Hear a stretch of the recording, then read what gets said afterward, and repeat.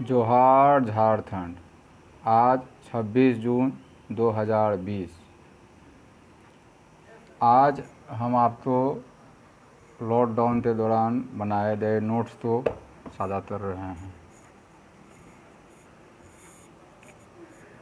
सबसे पहले आप यह जानिए कि 26 जून में जो है बुध शुक्रवार से कोरोना अपडेट आज दे रहे हैं कि भारत में कल तक 24 घंटा में जो है अभी तक संक्रमित कोरोना का 4,90,880 हुए, जिसमें 15,308 डेथ टोल में, झारखंड में 2264 और 12 डेथ टोल, और बिहार में 8488 टोटल और 56 डेथ टोल। आज के समाचार पत्रों से जो इम्पोर्टेंट फैक्ट है वो जानिए कि चीन ने लद्दाख के दौलत बेग ओल्डी से 30 किलोमीटर और देवसान से 21 किलोमीटर दूर अपनी सेना तैनात की है। चीन ने अरुणाचल प्रदेश, सिक्किम और उत्तराखंड में एलएसी पर भी सैनिकों की संख्या बढ़ा दिए हैं। कोरोना की दवा रेमडेसिविर का जेनेरिक वर्जन हेट्रो ने टोबी-4 नाम से बनाया है। इसका 100 मिलीग्राम का वायल का 5400 रुपया में मिलेगा। झारखंड शिक्षा सचिव के निर्देश के मुताबिक नगर निगम, नगर पंचायत, अन्य नगर निकाय और अधिसूचित क्षेत्र में स्थित विद्यालय का जोन 1 में रहेंगे। प्रखंड मुख्यालय में स्थित विद्यालय जोन 2, प्रखंड और जोन 1 के विद्यालय से 5 किलोमीटर परिधि में स्थित विद्यालय जोन 3, राष्ट्रीय उच्च पथ और जिला पथ से 8 किलोमीटर दूरी तक अवस्थित विद्यालय जोन 4 में रहेंगे। और वहीं ऐसे विद्यालय जो नक्सल प्रभावित क्षेत्र, दुर्गम, पहाड़ी, जंगली क्षेत्र या फिर ऐसे इलाकों में स्थित जहां परिवहन की सुविधा नहीं है, उन्हें जोन 5 में रखा गया है। यह झारखंड नीति 2019 की बनी हुई है, जिसमें रघुवर दास सीएम थे। अब आप तो भारत में जो कितना क्षमता है तेल रखने का वो देखिए। भारत में केवल 36 मिलियन बैरल, चीन में 580 मिलियन बैरल और अमेरिका में 800 मिलियन बैरल पेट्रोलियम संचित कर सकता है। आपात स्थिति में 12 जो है मात्र भारत में 12 दिन के लिए ही पेट्रोलियम का निक्षेप रहता है, क्योंकि भारत में एक दिन में 3 मिलियन बैरल खपत है। अब आते हैं जो आपका जो मैंने नोट्स बनाया है, नोट्स पर देखिए क्या लिखा है। यह नोट्स मैंने जिसे तारीख स्पष्ट हो रहा है कि 23 अप्रैल को बनाया है और उस दिन लॉकडाउन का 30वां दिन चल रहा था। फेसबुक ने जियो में 9.99% हिस्सेदारी खरीदी। इसके लिए उसने $5.7 अरब रुपये का निवेश करार किया। इस डील के बाद मुकेश अंबानी एशिया के सबसे अमीर शख्स बन गए हैं। उन्होंने जेट मार्क को पीछे छोड़ दिया है। मुकेश अंबानी की कुल संपत्ति $49 अरब है। अमेरिका में ग्रीन कार्ड पर 2 महीने का रोक। ग्रीन कार्ड और गैर अमेरिकी नागरिकों को अमेरिका में स्थायी निवास की अनुमति देता है। झारखंड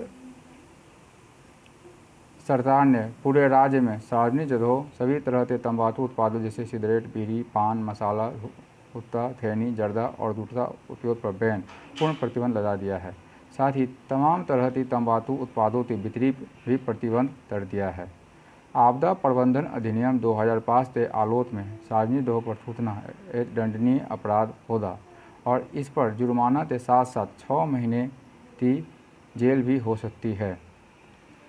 झारखंड में प्रत्येक व्यक्ति को मास्क पहनना अनिवार्य कर दिया गया है। गमछा, रुमाल या दुपट्टा भी प्रयोग कर सकते हैं। मास्क का प्रयोग न किए जाने पर 6 महीने की सज़ा या जुर्माने का प्रावधान किया गया है। 123 साल पुराने महामारी कानून में केंद्र सरकार अध्यादेश लेकर संशोधन कर दिए।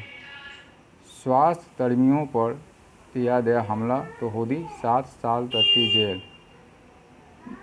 दाढ़ी या क्लिनिक को नुकसान पहुंचाने पर वसूला जाएगा दुगना हर्जाना।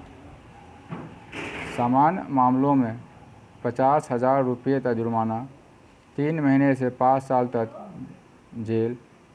गंभीर मामलों में 1 लाख से लेकर 5 लाख तक रुपये का जुर्माना, 6 महीने से 7 साल तक जेल। 30 दिन में पूरी होगी मामले की जांच और 1 साल के अंदर आएगी अदालत का फैसला।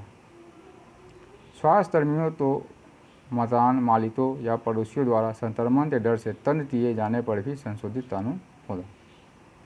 15,000 करोड़ रुपये कोरोना से निपटने के लिए कैबिनेट ने 22 अप्रैल 2020 को मंजूर किए।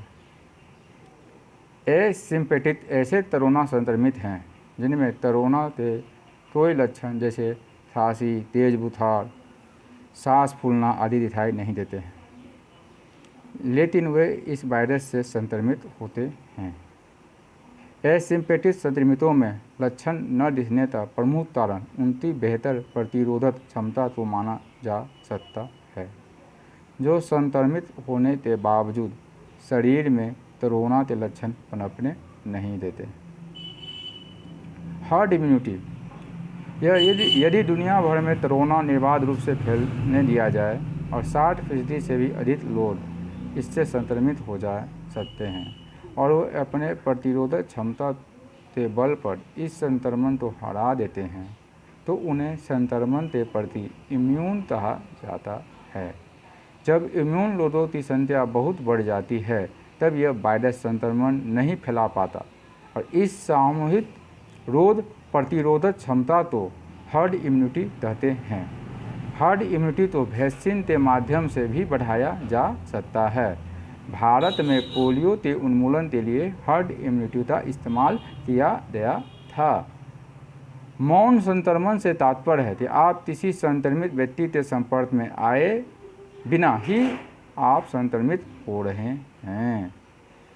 कोरोना संक्रमितों में से 25% मरीजों के मल में 3 दिन तक कोविड-19 वायरस मौजूद रहता है। अतः यदि हम शिविरों तो पानी जांच करें तो शायद यह पता लगा सकते हैं कि उस इलाके में कोरोना संक्रमण की उपस्थिति अधिक है या नहीं। एसिम्प्टोमेटिक मरीजों की बढ़ती संख्या के मद्देनजर यह तरतीब मददगार साबित हो सकती है। कोरोना निगेटिव आने के बाद भी यह संभावना रहती है कि वे 14 दिन तक संक्रमण को फैला सकते हैं। युवा वर्ग तो संक्रमित में 1 हफ्ते, बुजुर्गों के 2 हफ्ते और बच्चों 3 हफ्ते तक यह संभावना रहती है। कोरोना टेस्ट पर भारत ने अब तक खर्च किए 100 करोड़ रुपये। 2500 प्रति टेस्ट दर से अब तक राज्यों पर यह भार पड़ा है, जबकि यह केवल RT-PCR टेस्ट ही है। 17,000 करोड़ केंद्र सरकार की तरफ से राज्यों को PPE, वेंटिलेटर, किट खरीदने के लिए मिले हैं। टेस्टिंग पर राज्यवार खर्च देखिए। महाराष्ट्र 18 करोड़ खर्च किए हैं, राजस्थान 14.32 करोड़, गुजरात 6.64 करोड़ और केरल 4.84 करोड़। वैश्विक महामारी के दौरान घर में ही रहना सुरक्षित। जियो प्लेटफॉर्म की वैल्यू 4.62 लाख करोड़ भारत में किसी माइनॉरिटी इन्वेस्टमेंट के लिए अब तक का सबसे बड़ा निवेश विदेशी प्रत्यक्ष निवेश है। जियो प्लेटफॉर्म के लिए भी pre money enterprise value 6600 crore $, होगी। आज जियो के पास करीब 38.8 करोड़ ग्राहक हैं और इस कस्टमर बेस सबसे बड़ा हो गया है। फेसबुक की बात करें तो भारत में इससे 40 करोड़ यूजर्स हैं और इंटरनेट यूजर की संख्या इस साल 85 करोड़ तक पहुंचने की अनुमान है। जियो प्लेटफॉर्म में फेसबुक करेगा 43,574 करोड़ रुपये का निवेश। 3 करोड़ छोटे किराना स्टोर का होगा फायदा, रोजगार के नए अवसर पैदा होंगे। जियो और फेसबुक दोनों कंपनियां पड़ोस से किराना स्टोर से उपभोक्ताओं की सामान की आपूर्ति के लिए व्हाट्सएप का इस्तेमाल को बढ़ावा दे दी और उसके बाद शिक्षा तथा स्वास्थ्य क्षेत्र में भी सहयोग का विस्तार दिया जाएगा। उन्होंने कहा कि निकट भविष्य में जियो का डिजिटल ई-कॉमर्स प्लेटफॉर्म जियो मार्ट और व्हाट्सएप मिलकर करीब 3 करोड़ किराना दुकानदारों को अपने पड़ोस के ग्राहकों के साथ डिजिटल लेन देन करने में सक्षम बनाए दे। इसका मतलब है कि आप सभी पड़ोस के स्थानीय दुकानों को रोज़मर्रा के सामानों का ऑर्डर दे सकते हैं और तेज़ी से सामान पा सकते हैं। इसके साथ ही छोटे किराना दुकानदार अपने कारोबार को बढ़ा सकते हैं और डिजिटल तकनीकों का इस्तेमाल करके रोजगार के नए अवसर पैदा कर सकते हैं। उन्होंने कहा कि इस तालमेल से डिजिटल इंडिया के लक्ष्य को हासिल करने में मदद मिलेगी।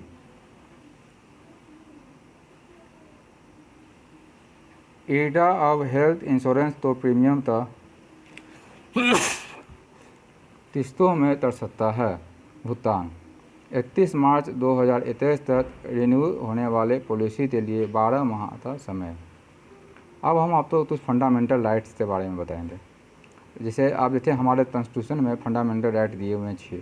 जैसे राइट टू इक्वलिटी आर्टिकल 14 से 18, राइट टू फ्रीडम आर्टिकल 19 से 22, right to against exploitation article 23 and 24, right to freedom of religion article 25, 28, culture and educational right article 29 and 30, right to constitutional remedy 32 से 35। Fundamental rights available against state not against private individual, यानी कहने मतलब मौलिक अधिकार आप राज्य से ले सकते हैं, राज्य के विरुद्ध है, न कि किसी पब्लिक प्राइवेट आदमी के विरुद्ध है। जमशेदपुर महिला विश्वविद्यालय की स्थापना 15 जनवरी 2019 को हुआ। आर्टिकल 15 जो है, no discrimination on ground religion race caste etc is available to citizen only. Article 16 equality of opportunity in public employment.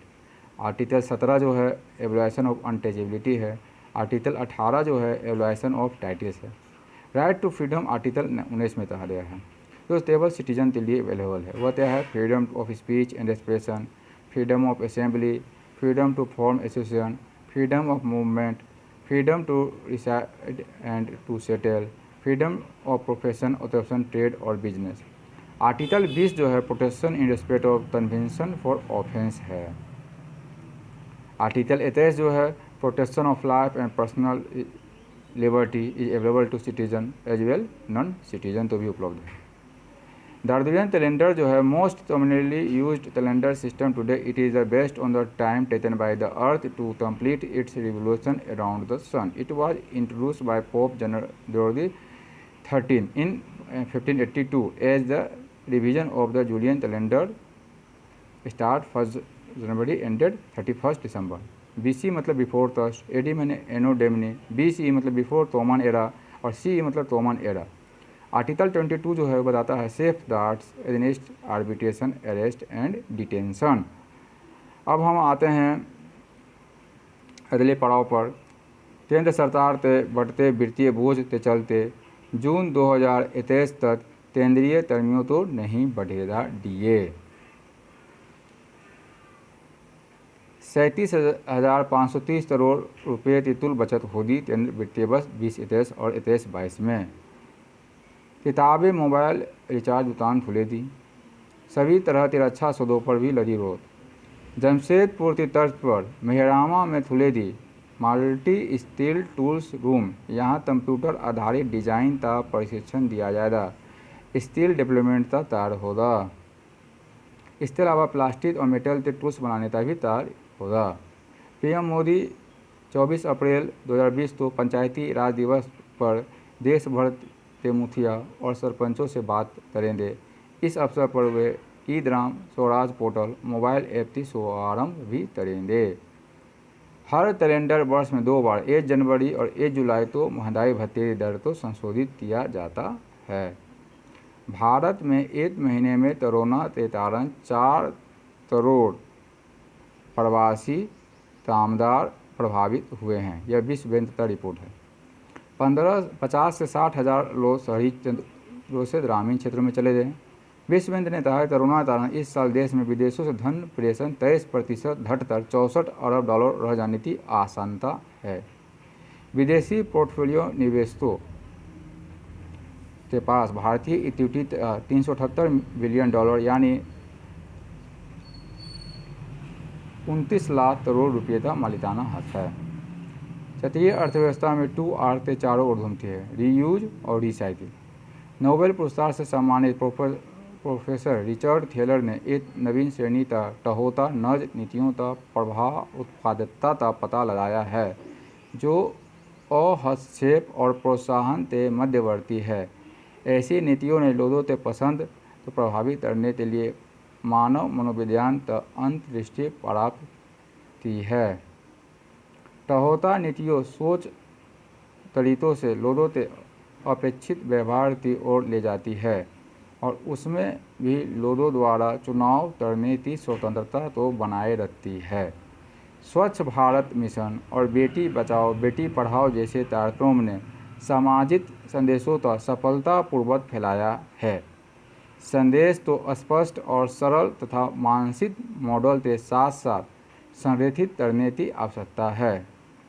2017 में अमेरिका ने अपने एशिया प्रशांत नौसैनिक कमान का नाम बदलकर हिंद प्रशांत कमान कर दिया है। अमेरिका मई 2018 में ईरानी परमाणु समझौते 2015 से अलग हुआ। पश्चिम एशिया में बढ़ता ध्रुवीकरण के कारण अमेरिका और ईरान के बीच तनाव बना हुआ है। नई शिक्षा नीति 2019 में त्रिभाषा फार्मूला के तहत छात्र संविधान की 8वीं सूची में वर्णित 22 भाषाओं और अंग्रेजी यानी कुल 23 भाषाओं में से कोई भी 3 भाषा चुन सकता है। अगर किसी छात्र को जर्मन, फ्रेंच और दूसरी विदेशी भाषा पढ़नी है तो चौथी और पाँचवीं भाषा के तौर पर वो पढ़ सकता है, लेकिन त्रिभाषा में भारतीय भाषा ही होगी। 1963 में ऑफिशियल लैंग्वेज एक्ट बनाया, जिसके मुताबिक हिंदी और अंग्रेजी दोनों ही भारत की आधिकारिक भाषा है। कावेरी जल विवाद के अंतर्गत तमिलनाडु, पुडुचेरी, कर्नाटक और केरल राज्य आते हैं। किसी सरकारी अधिकारों से किसी नीति या कार्य के वितरण की मांग हेतु संसदीय प्रक्रिया तो इंटरपेलेशन कहलाती है या अंतर्दर्शन प्रदर्शन कहलाती है। गंगा नदी की एकमात्र सहायक नदी गोमती है, जिसका उद्भव मैदान से है। थारू जनजाति दीपावली को शोध का त्यौहार मानती है। भारत वनस्पति रिपोर्ट 2017 अनुसार भारत में सर्वाधिक मैंग्रोव आच्छादित राज्य Paschim Bangal 2314 square kilometer, Gujarat 1140 square kilometer, Andaman और निकोबार 617 स्क्वायर किलोमीटर और आंध्र प्रदेश 404 स्क्वायर किलोमीटर है। दामोदर नदी को जैविक मरुस्थल कहा जाता है। माल ढुलाई की क्षमता की दृष्टि से भारत का सबसे बड़ा बंदरगाह कांडला है। त्रायोजनिक ताप -150 डिग्री सेल्सियस से कम होता है। शतरंज में वजीर के मोहरों का मूल्य 9 होता है। ग्रीन हाउस गैसों की संकल्पना जोसेफ फोलिन ने की थी। समावेशी शिक्षा, समता एवं समाज अवसर के सिद्धांत पर आधारित है। S-400 रूस का मल्टी फंक्शनल रडार से लैस उन्नत मिसाइल है, जो जमीन से मिसाइल दागकर हवा में ही दुश्मन की ओर से आ रही मिसाइलों को नष्ट करने में सक्षम है। जो S-7 36 लक्ष्यों और 2 लॉन्चरों से आने वाली मिसाइलों पर निशाना साध सकता है और 17,000 किलोमीटर की ऊंचाई तक अपने लक्ष्य पर हमला कर सकती है। इसका रेंज 400 किलोमीटर है और यह 600 किलोमीटर दूरी तक निगरानी करने की क्षमता से लैस है। चीन के चांद 4 चंद्रमा के दक्षिण ध्रुव एटन घाटी कदम रखने वाला पहला अंतरिक्ष यान बन गया है। वाणिज्य घोष एवं भूपेंद्र दत्त ने 1902 में खून के बदले खून के उद्देश्य से अनुशीलन समिति का गठन किया था। कार्बन क्रेडिट की संकल्पना क्योटो प्रोटोकॉल से उद्भूत है। ग्लोबल वार्मिंग शब्द सर्वप्रथम प्रयोग बेली बातर 1975 में किया। चालुक्य राजा पुलकेशिन द्वितीय ने हर्षवर्धन को नर्मदा के तट पर पराजित किया। मानव विकास रिपोर्ट UNDP का वार्षिक प्रकाशन है। धन्यवाद।